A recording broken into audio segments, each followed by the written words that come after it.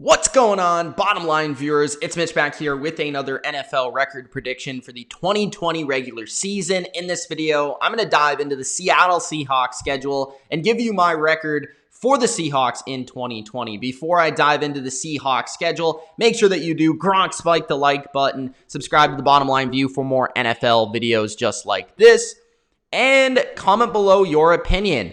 Let me know in the comment section what the Seahawks will do in 2020, what their record will be in 2020, and if they will make the playoffs. Will they win the NFC West? Let me know in the comment section below.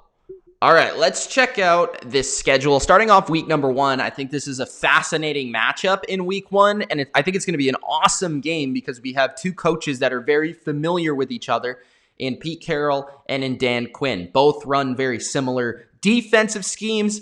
And of course, they have really a long history knowing how each other likes to coach and scheme. So it makes for a very entertaining week 1 game, as well as two really awesome quarterbacks in Matt Ryan and Russell Wilson. So this should be a high-scoring game in my opinion. I see it as like a 30-24, 30-27, something like that. But I think ultimately the Seahawks win the game. I think Russell Wilson will win it at the end on the last drive. Week 2, New England at Seattle, the first chance to see Jared Stidham in prime time, and it just so happens to be in Seattle. I think this game is going to be pretty fun because we, of course, had Seattle's receivers taking on the secondary of New England and Belichick versus Russell Wilson. That will be a fun game, and, of course, the flashbacks to Super Bowl 49.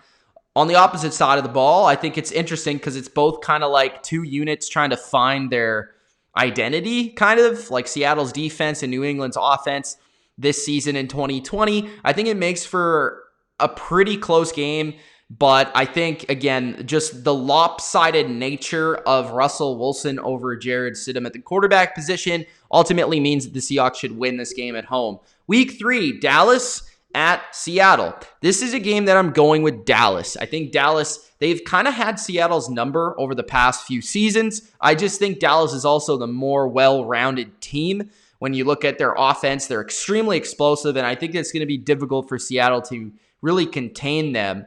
And I think they just have enough to deal with Russell Wilson to be able to get by. But this game should definitely be very close and competitive. Week 4, they play Miami.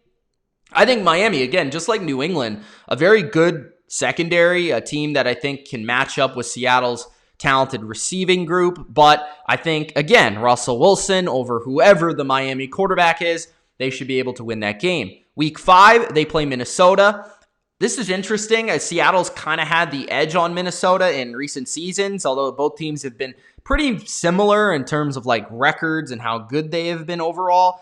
I think that Seattle wins because of they've kind of had the number of Kirk Cousins and the Vikings.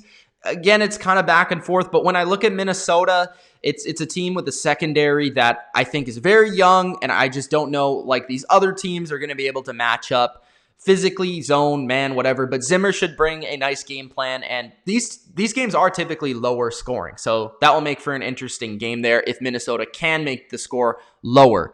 Then they have a bye week, so they come back after the bye week. They play the Cardinals.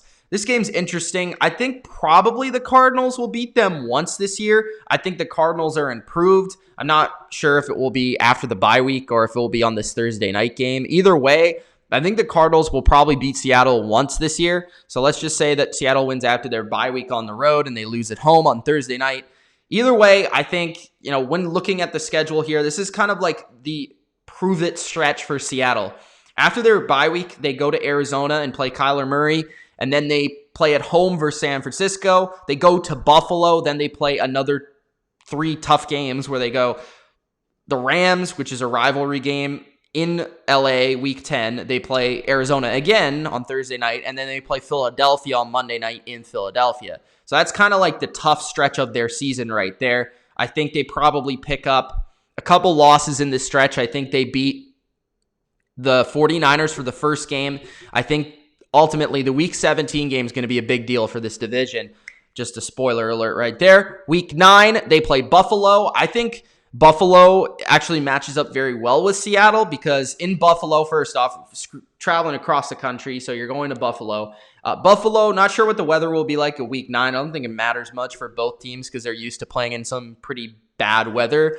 But when looking at Buffalo, their defense, I think, is awesome, and they're very fast. So I think they're able to contain Russell Wilson and limit his ability to throw the ball down the field. McDermott's a very good defensive coach, and I think he just out-coaches the offensive coordinator and the offensive scheme and what Seattle's going to bring. So ultimately, I think Buffalo will be able to win that game in Buffalo. Then week 10, they play LA. The Rams, Rams and Seahawks have kind of had like a funny rivalry over the last couple of years. It's been kind of back and forth, and Sean McVay sort of had the advantage on Seattle when the Rams were actually getting good and, they were able to actually go to the Super Bowl, but now it seems like the Rams are regressing right now. So I think again, like the Rams should be able to, on paper, beat Seattle once, but it kind of comes down to how much pressure is really the front of the Rams able to get on Russell Wilson. That's what it always comes down to in these matchups. So I'm going to say that Seattle actually drops one game to LA this year. I think one of these games, LA will be able to get enough pressure on Russell and be able to move the ball just enough, because I look at both units, LA's offense and Seattle's defense. I think LA's offense is kind of regressed to a mediocre offense, and Seattle's defense is kind of mediocre. So makes up for a mediocre matchup on that side of the ball. Week 12, they play Philadelphia in Philadelphia. But the thing is here, Seattle has played very well versus the Eagles the last couple of years. They beat them twice last year. So I'm going to go with Seattle to win once again, although Philly has a much better secondary this year, so that could change the matchup a little bit. Week 13, they play the Giants at home. They should win that game. Week 14, they play the Jets at home. They should win that game. Another right here, now they play the Giants and the Jets at home instead of on the road, which is what the 49ers do. But again, two New York teams playing back-to-back versus the team in the NFC West, which I find an interesting schedule quirk. Week 15, they play Washington.